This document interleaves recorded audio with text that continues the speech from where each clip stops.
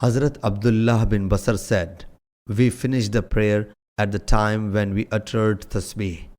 Hazrat Bara bin Azib radiyallahu anhu reports, the Prophet sallallahu alaihi wasallam delivered the sermon on the day of sacrifice and said, "The thing with which we commence on this day is only that we should perform the prayer, then go back and sacrifice.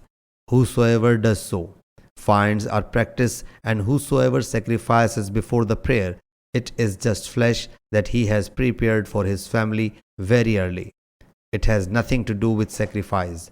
So my maternal uncle Abu Burda bin Niyar stood up and said, "O Allah's Apostle sallallahu alaihi wasallam, I sacrificed before performing the prayer, and I have a kid less than 1 year old. That is better than a 2-year-old goat."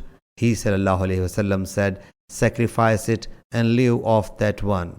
But a less than 1-year-old goat will not suffice anybody else after you." Sahih Bukhari, Hadith number 968.